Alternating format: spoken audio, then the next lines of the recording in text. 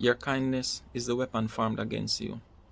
All you do is complain about everyone come and take, take, take. Friends, families, relationships, everyone, parents, your children, all they do is take. Well, you'll have to revisit the drawing board and change the narrative, because our sufferings are wrapped up in narratives.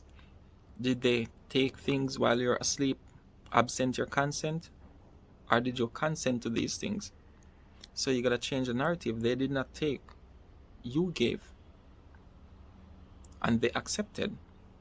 So if I'm a greedy person and you keep giving me food, am I gonna reject it?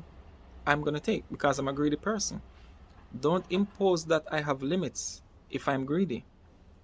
Change your narratives and you fix these problems. Healing comes through the spirit, right?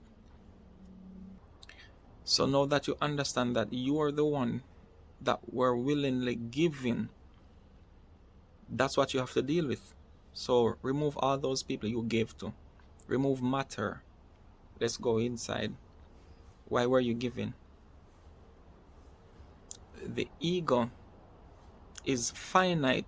So when you give, when your kindness comes from the ego, because the ego has to pretend as if it's your real soul. That's a persona.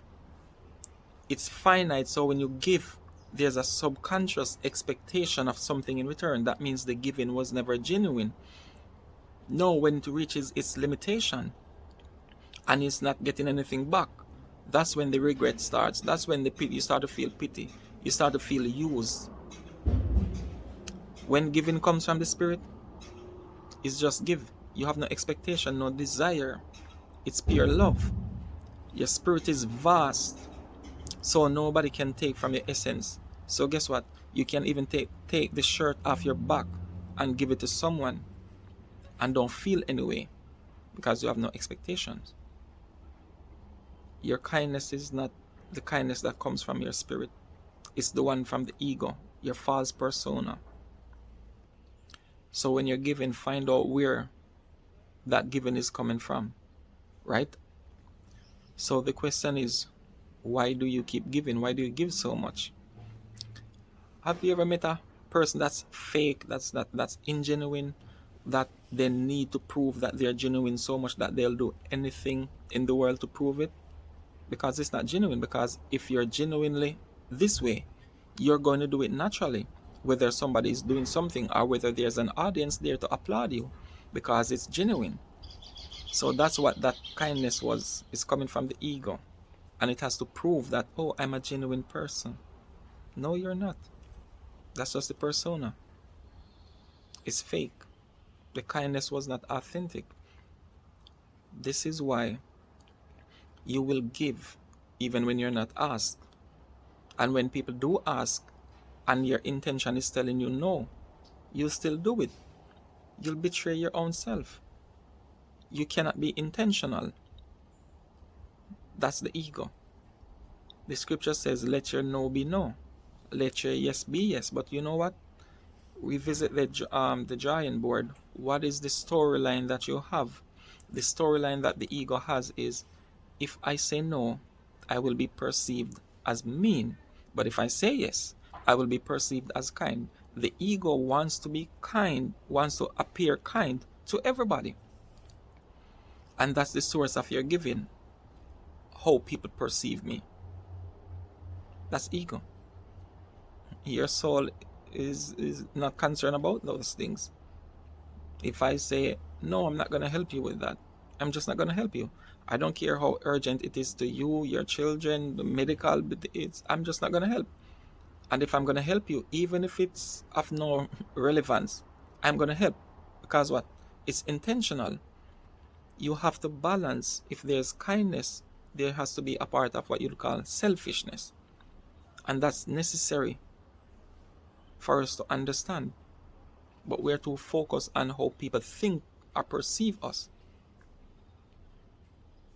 And that's where our suffering is. And this is why we give so much to the point that we lose sight of who we truly are. I mean, the internal identity, the authentic identity, the one that identifies the soul, the real you. You start losing even respect for yourself. So guess what? You give so much until your kindness is not even valued. No, people just come and ask you because they know you're going to do it. Doesn't matter whether they want it or not. They're just going to ask you because they know you are not going to say no. So no, you think people see you as kind. No, people see you as stupid. You become common. You're not respected, you're not valued. And this is natural. Now, why do you keep giving so much? You have to go back to some belief system that you might hold that you might not even be conscious of. Probably is coming from earlier on when you had to prove your love for your caretakers, your parents, whatever. You understand? Probably your father was a junkie, your mother was a controlling, whatever. And every time there's a conflict, you had to prove because you were the one being used as, like what's it called, a collateral, something in the warfare, right? So now they are at war with each other and you are the one suffering. So you feel like, oh, daddy doesn't love you. Now you start to blame yourself. So I'm going to have to do this to prove my love to daddy. I'm going to have to do this to prove to my mother.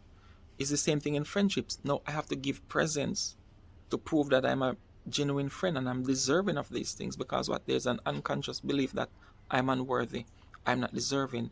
And this is when you start to move into romantic relationships, when it seems too real, too good, too pure. Someone that you don't have to prove yourself for. That relationship is the most disturbing relationship, because you cannot perceive that type of love, that just be you. You can't perceive it. That love becomes like a nuclear bomb against you. You can't thrive in that type of peace. You will create chaos, because that's how you thrive. That's the type of love you're familiar with and you don't know. And if that person does not know how to balance those emotions, or the way those moods are swinging, it's gonna be, so you're gonna have to revisit those belief system. Beliefs, after a while, they grab hold and they fire off these neurons in the brain. These are energies. The body moves by these energies. We interpret them as feelings and thoughts and ideas, but these are energies. And this is why sometimes you can't stop yourself, because the energy is moving. The body is just an extension of the subconscious mind. And that's what happens when there's a thought or an idea or a belief, and there's the emotion that gets involved. It becomes uncontrollable. Knowledge is what balances this. So knowledge, this is where you come back through meditation and you change the interpretation on those experiences. So the brain is going through what? A rewiring program. So until that program rewires, you will continue cycling the same behaviors and can't stop yourself from giving. So it's internal. Don't worry about the people that you're attracting. That's matter. That's going to keep you in a state of complaining. Go inside through meditation. Be conscious of those belief systems that you're carrying, that are fueling your behaviors. You cannot change the behavior itself. You change the belief. You remove the belief. You cast down the vain imaginations, the ones that are not conducive to where you want to go, because you want to be intentional. You want to tap into your willpower. And in order for you to be intentional, or in order for you to use your will to power, you have to remove narratives. The question is, are you ready to cast down those vain imaginations? And that's where you start.